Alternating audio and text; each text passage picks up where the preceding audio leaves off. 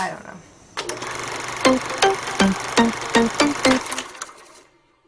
Hi guys, I'm Maria and welcome back to Cine Club, the show where we watch movies that have recently come out and I review them for you. And the movie I watched this week was Transcendence. I feel like recently a lot of movies have come out dealing with the subject of humanity versus technology, what it means to be human, and can it be passed on to a machine or a computer. We've seen it with the remake of RoboCop, and I think even the movie Her deals with it very well, and now you have Transcendence. It's no longer just a cool sci-fi movie, it's done in a much more relevant way to our times, and it's meant to make us think more about, do we control technology or does technology control us? Transcendence once again brings us the topic of artificial intelligence. So Berkeley artificial intelligence scientist Will Castor is working on a revolutionary project that involves copying the mind of a primate into a computer. And at one point, when his life is in danger, his wife and partner scientist Evelyn decides to test their experiments on Will and copy his consciousness into a computer to save him. The movie is directed by Wally Pfister, Christopher Nolan's cinematographer, and it starts off hitting all the right notes. It hits you up with questions and arguments about what it means to be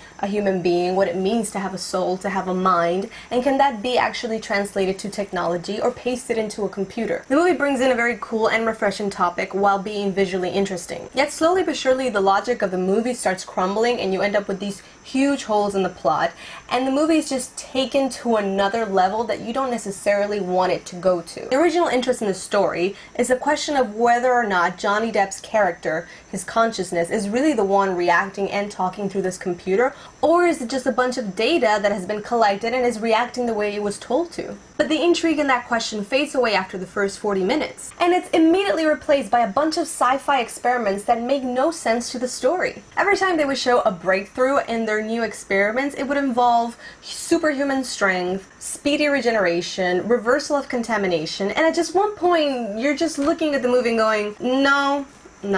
Literally for about 30 minutes of the movie I'm just going, no. And so I'm no longer interested in the danger that Johnny Depp's character represents, which is that he has access to everything that is online, to every information in the world, every camera, every security code, every stock market. He just has access to everything, and that should be scary enough. And so now I'm focused on all these weird sci-fi experiments, and I just want to go, ugh, why are we doing this? If logic out the window is not enough for you to shake your head at this movie, the timeline is just completely shot and messy and really hard to follow. The movie takes place in about 3 years' time, which seems very unnecessary except for maybe a few things that do need some developing and some time, but they don't really focus on that. They keep messing it up and it just disconnects you from the movie after a certain point because you're not really following the order of events. There's a scene where somebody gets cured by this super amazing technology that has been developed, and now they have some great superhuman strength,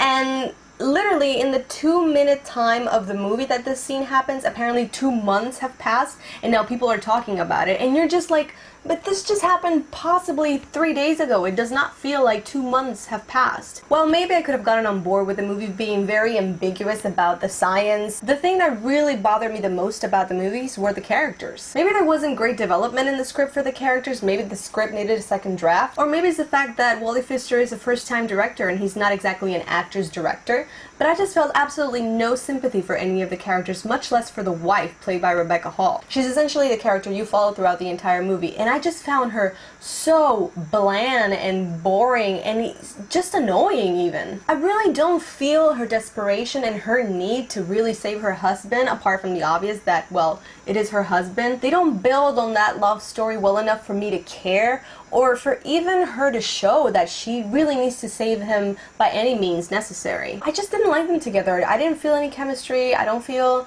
like they took the time to make us feel like there was something there special. It just feels very forced. I feel like it was a huge miscast with this actress. Like, I didn't feel like she could evoke any real emotion to this character. I never felt the need or the urgency or the fear or the anger that she eventually feels. I don't think she was the right actress for this. I feel like somebody else could have done a better job. And when Johnny Depp's character character is in fact a computer and he's gaining more and more power and things are clearly turning to the dangerous side, she is so oblivious to this. And then she's so shocked that he could even become this.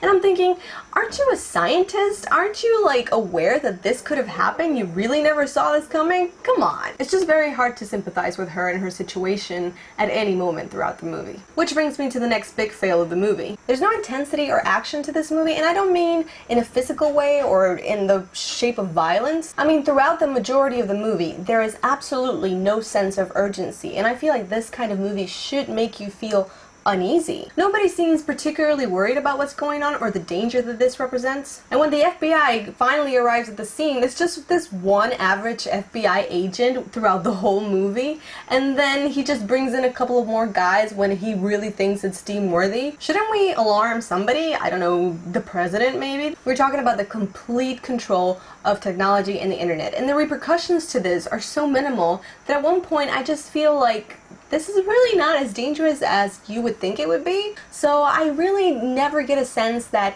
this could really turn to the dark side anytime soon. The subject of the movie is always fun and interesting to discuss, especially after you've seen the movie and you get together with everybody. And I really do think that's what they were aiming for. But the more you think about this movie afterwards, the more you start seeing all the flaws in the plot, the more you start realizing how ambiguous everything was. And that's something that's never in the best interest of the movie. So if I have to rate this movie, I would say just wait to watch it on Netflix or on HBO or wherever it comes out. The movie had the look and the premise of a great Christopher Nolan movie, but with a very forced love story that comes and goes as it pleases and it just shows up in the end just to tie it all up together, an allergy for logic, and the biggest amount of irrelevant characters I have ever seen. I mean, seriously, I don't know why Morgan Freeman is in this movie.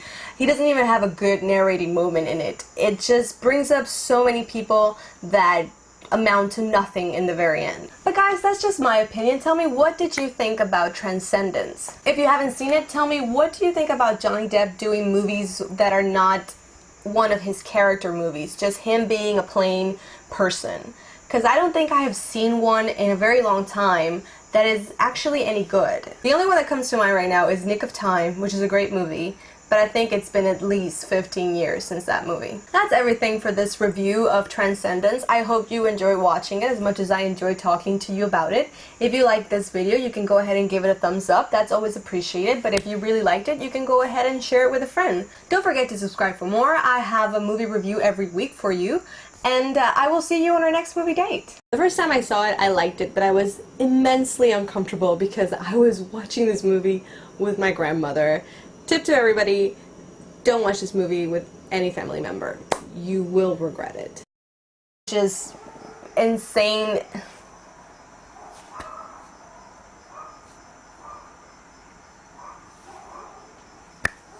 Bitches, man.